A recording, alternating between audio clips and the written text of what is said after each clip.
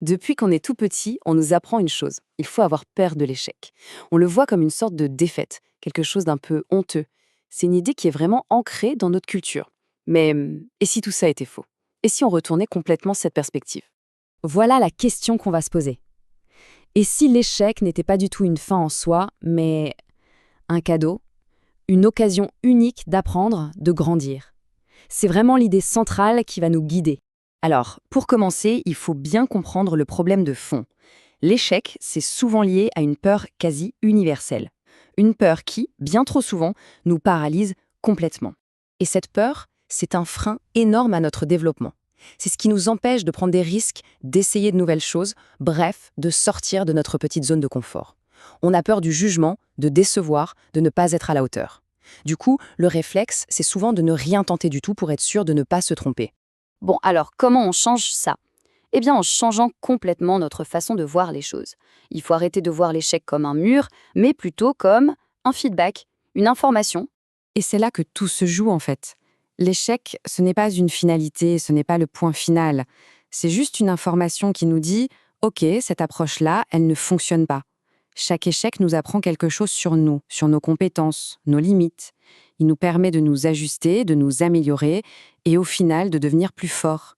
Il y a une citation qui illustre ça à la perfection, c'est celle de Thomas Edison. Lui, il ne voyait pas ces milliers de tentatives ratées comme des échecs. Non, c'était juste des étapes nécessaires pour y arriver. Chaque erreur était en fait une leçon qui le rapprochait un peu plus du but. Et attention, ce n'est pas juste de la belle théorie. L'histoire est remplie d'exemples de personnes célèbres qui ont transformé leurs plus grands échecs en véritables tremplins vers le succès. Prenez J.K. Rowling par exemple. Avant qu'Harry Potter ne devienne ce phénomène mondial qu'on connaît, elle a dû faire face à un nombre incalculable de refus d'éditeurs. Mais cet échec de départ ne l'a pas arrêtée. Au contraire, ça a renforcé sa détermination à y arriver. Un autre cas, tout aussi frappant, Steve Jobs. Il s'est fait virer de sa propre entreprise, Apple. Imaginez le choc.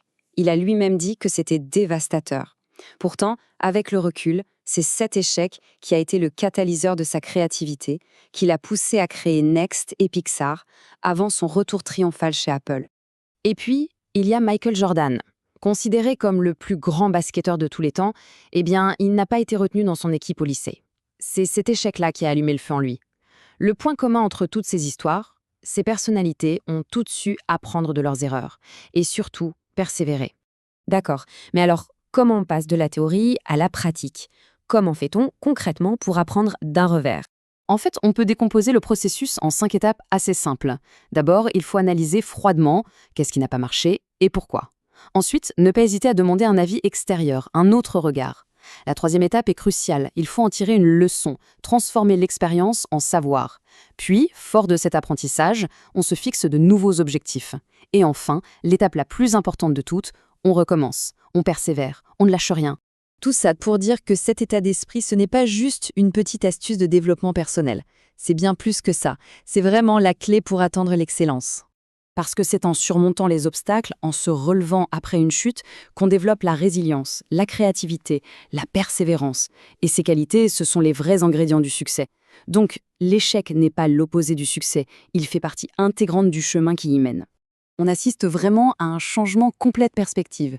On passe d'un état d'esprit où l'échec est une fin, une faiblesse qu'il faut cacher à tout prix, à un tout nouvel état d'esprit où il devient une simple étape, une leçon précieuse qu'on doit analyser pour avancer. Alors pour finir, tout ça nous amène à une dernière question. Une fois qu'on a accepté que l'échec est un outil puissant, quel est le prochain défi, le prochain risque qui vaut la peine d'être tenté pour grandir? Ce fameux don de l'échec, il est là, à portée de main. La vraie question, c'est de savoir si on va oser le saisir.